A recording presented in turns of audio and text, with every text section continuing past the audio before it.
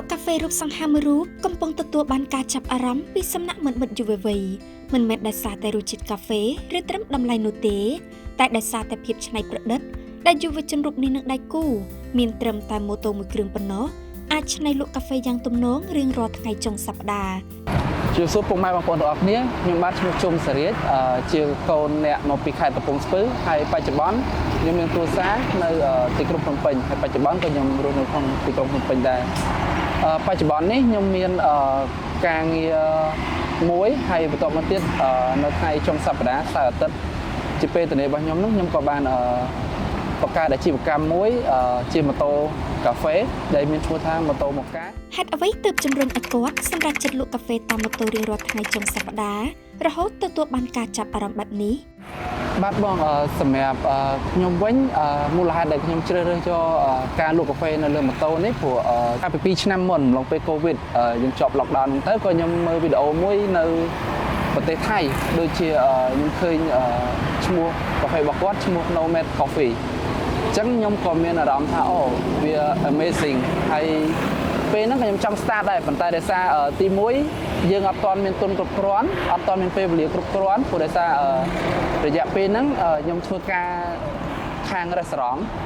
អញ្ចឹងទៅការងារវាអត់មាន fix អត់មានថ្ងៃជុំសម្រាប់ពិតប្រាកដទេអញ្ចឹងតែងតែ rotate អញ្ចឹងទៅវាអត់មានពេលវេលាគ្រប់គ្រាន់ខ្ញុំធ្វើវា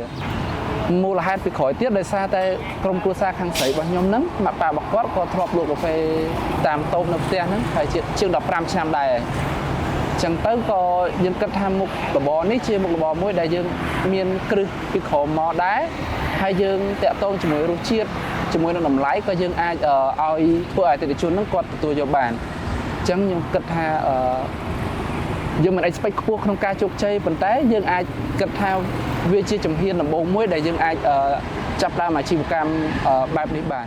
បច្ចុប្បន្នឈ្មោះទីតាំងលក់កាហ្វេនៅលើម៉ូតូដែលសារិចប្រកបអាជីពមានឈ្មោះថាម៉ូតូម៉ូកាដែលមានលក់កាហ្វេក្នុងតម្លៃសមរម្យដោយក្នុងមួយកែវត្រឹមតែ 2,500 ទៅ 3,000 រៀលប៉ុណ្ណោះដោយក្នុងមួយសប្តាហ៍មានបើកលក់តែ2ថ្ងៃទេពលគឺថ្ងៃសៅរ៍និងថ្ងៃអាទិត្យ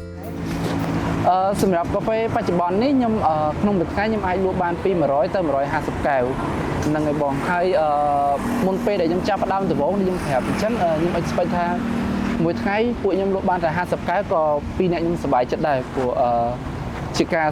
ចាប់ផ្ដើមដំបូងគេសម្រាប់ពួកខ្ញុំទាំងពីរអញ្ចឹងហើយនេះវាអាចថាវាលើសពីការរំពឹងទុករបស់ពួកខ្ញុំចំពោះអាជីវកម្មនេះផងដែរសារាជដែលមានដើមកំណើតមកពីខេត្តកំពង់ស្ពឺបានចាប់ផ្ដើមលក់នៅថ្ងៃទី2ខែកញ្ញាថ្មីនេះខណៈលោកបានរៀបរាប់ថាបានទទួលការគាំទ្រគួរសមដែរបាទបងសម្រាប់អាជីវកម្មនេះដែរតាមខ្ញុំកត់សម្គាល់មើលទៅខ្ញុំឃើញអ្នកទិញបើនិយាយភាគច្រើនទៅចន្លោះពីអាយុ18ឆ្នាំទៅដល់30ឆ្នាំជាងនឹងហើយបើខ្ញុំនិយាយទៅជាមនុស្សសឹងតែទូទៅហ្មងបងព្រោះដោយសារតែខ្ញុំលក់សារអាទិត្យអញ្ចឹងក៏ខ្ញុំរៀងពិបាកក្នុងការកត់សម្គាល់មើលថា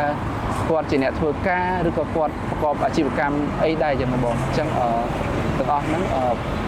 យើងអាចកំណត់បានថាតាក់ទងជាមួយអាយុតាមយើងមើលទៅមុខរបស់គាត់អីហើយមួយទៀតអាចជា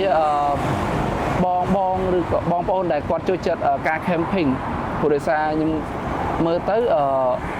តាក់ទងជាមួយម៉ូតូដែលគាត់ជិះមកទិញហ្នឹងជាអាចកត់សម្គាល់បានគាត់ចូលចិត្តដើរលេងទៅ camping តាមខេត្តនានាអ្វីបើលក់ត្រឹមតែថ្ងៃចុងសប្តាហ៍ក្តីសារាជក៏មានក្តីស្រមៃទៅថ្ងៃអនាគតផងដែរថាបាទបងសម្រាប់ក្តីសម័យរបស់ខ្ញុំវិញទី1គឺខ្ញុំចង់បន្តអាជីវកម្មនេះរហូតព្រោះដោយសារទី1ខ្ញុំអាចផ្គត់ផ្គង់កាហ្វេមួយដែលមានរសជាតិគួរសមហើយនឹងតម្លៃសមរម្យមួយដល់អតិថិជនរហូតហ្មងអញ្ចឹងទោះជាគាត់ចាយមានបាច់មិនក៏គាត់អាចចូលមកដើម្បីជាវកាហ្វេពួកខ្ញុំបានដែរហើយបន្ទាប់មកទៀតខ្ញុំក៏មានគំនិតមួយក្នុងគិតថាយើងនឹង expand product របស់យើងឲ្យមានវារៀង classic ជាងហ្នឹងដូចជាប្រភេទគ្រាប់កាហ្វេនិយាយឲ្យត្រង់ទៅខ្ញុំធ្លាប់បានឃើញកាហ្វេមួយនៅខេត្តសៀមរាបកម្មលក់កាហ្វេនឹងបានទៅដល់ហ្នឹងអញ្ចឹងខ្ញុំគិតថាថ្ងៃណាមួយខ្ញុំក៏អាចធ្វើវាឲ្យឈានទៅដល់ហ្នឹងដែរតែអ្វីមិនចេះតែរលូននោះទេយុវជនរូបនេះបានរៀបរាប់ពីផលលំបាកនៃការលក់ដូររបស់ខ្លួនដូចនេះថា សម្រាប់ផលវិបាកវិញបច្ចុប្បន្ននេះសម្រាប់ការលក់យើងអត់មានទេប៉ុន្តែសម្រាប់ការលើហត់យើងលំបាកបន្តិចព្រោះដោយសារចាំដល់ស្តុកពួកខ្ញុំធ្វើការទាំងពីរនាក់ហើយអញ្ចឹងទៅproduct ដែលយើងធ្វើដូចជាកៅដូចជាអីហ្នឹងក៏យើងអត់បានជួលគេដើម្បីបោះពុម្ពដែរអញ្ចឹងបើនិយាយខ្លីទៅយើងត្រូវយកមកធ្វើវាខ្លួនឯងអញ្ចឹងផលលំបាកគឺតាក់ទងជាមួយកម្លាំងដែលយើងមានការនៅហត់បន្តិច